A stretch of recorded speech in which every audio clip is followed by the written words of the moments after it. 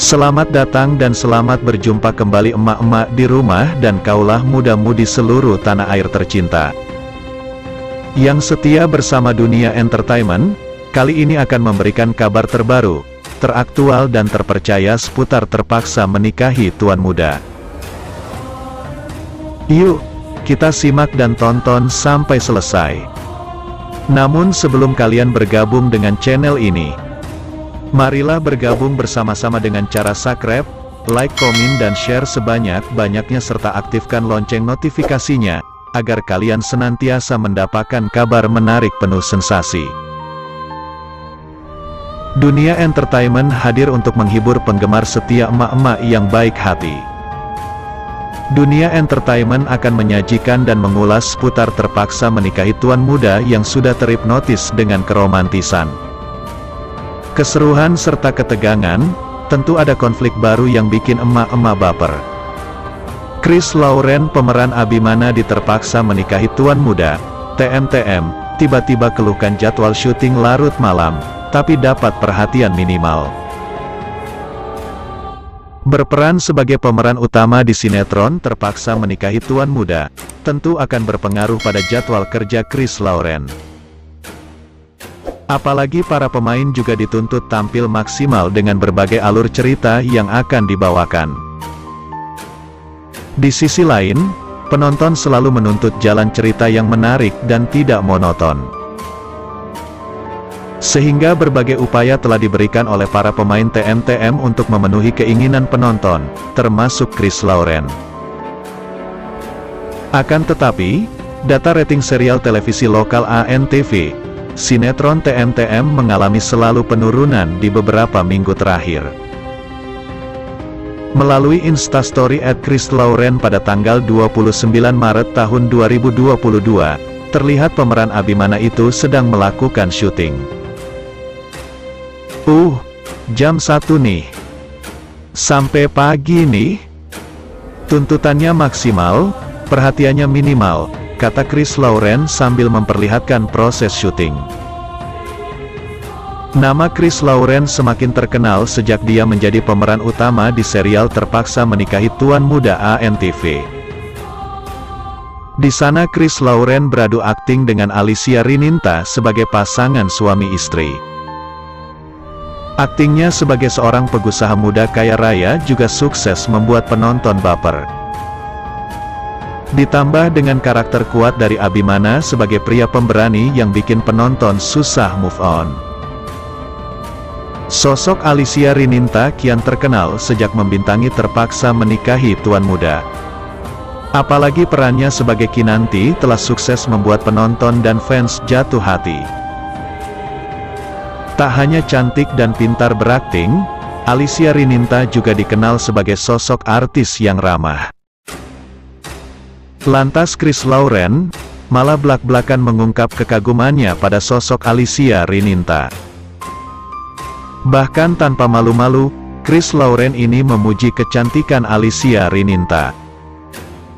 Tak hanya itu, Chris Lauren ini juga mengaku ingin sekali bertemu dan tak ingin berpisah dengan Alicia Rininta yang menjadi lawan main Chris Lauren ini. Sontak jawaban jujur Chris Lauren soal Alicia Rininta ini jadi langsung sorotan publik. Tak hanya Chris Lauren, kecantikan Alicia Rininta memang sudah diakui oleh publik. Diketahui sejak kecil Alicia Rininta mewarisi paras yang bikin fan tak mau kehilangan peran mereka. Memiliki nama panggilan di sekolah Acil, Alicia kecil sudah aktif di dunia entertainment sejak usia 10 tahun. Sejak kecil sudah laris jadi bintang iklan, Alicia Rininta mantap terjun ke dunia hiburan. Hingga kini dia dikenal sebagai artis papan atas Indonesia. Perpaduan wajah-wajah Alicia dan Chris kerap dipuji kecantikannya di media sosial. Kupas tuntas sinopsis episode kali ini. Alex sangat sedih saat membuka sosial media. Ia malah menemukan foto Mona dan David yang semakin mesra. Ia curiga jangan-jangan hubungan David dan Mona sudah mencapai jenjang yang lebih serius. Dokter akhirnya mengumumkan hasil ginjal siapa yang cocok untuk didonorkan ke Ari. Reno dengan percaya diri bahwa ginjalnya akan cocok dengan Ari. Namun dugaan Reno salah. Malah yang cocok adalah ginjalnya Niko. Akhirnya Reno harus merelakan ginjal Niko yang akan didonorkan. Abimana bilang pada Reno bahwa kebaikan orang tidak harus punya hubungan darah. Niko dengan hati baiknya bersedia donorkan ginjal untuk Ari. Di scan lain, Abimana dan Kinanti akhirnya sepakat untuk lakukan liburan bersama dengan Nayaka. Namun Eyang memberitahu Nayaka untuk tidak ikut Kinanti dan Abimana agar ia segera dapat adik baru. Hal itu tentu membuat Abimana senang karena ia bisa berduaan dengan Kinanti. Namun Abimana sedikit canggung karena lama tidak lakukan liburan berdua dengan istrinya Kinanti. Kinanti mengalami geger otak dan amnesia pasca kecelakaan mobil. Abimana sangat hancur. Saat di perjalanan pulang, Kinanti dan Abimana sempat ke rumah sakit untuk menjenguk Arya. Ketika itu Arya sedang dirawat karena mengalami gagal ginjal saat keracunan minuman. Abimana dan Kinanti mengatakan pada Ana bahwa mereka akan menanggung semua biaya rumah sakit Arya hingga sembuh. Di sisi lain, ketika Abimana dan Kinanti sedang di perjalanan pulang mereka mendapat musibah. Tiba-tiba mobil yang mereka kendarai menabrak truk dan terpental ke bawah jurang. Kinanti dan Abimana terluka parah sampai dibawa ke rumah sakit. Namun di antara keduanya, Kinanti mengalami luka di bagian kepala. Pihak rumah sakit segera menghubungi keluarga Abimana dan Kinanti untuk memberitahu masalah kecelakaan. Pak Herman sangat syok mendapat kabar putrinya kecelakaan. Lalu dia menghubungi Mama Marisa untuk pergi ke rumah sakit.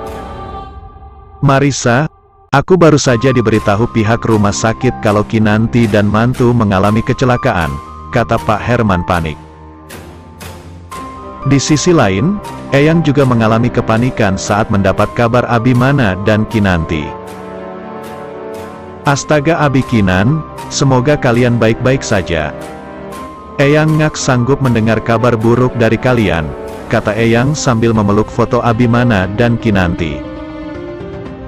Nayaka juga menangis saat mengetahui orang tuanya kecelakaan.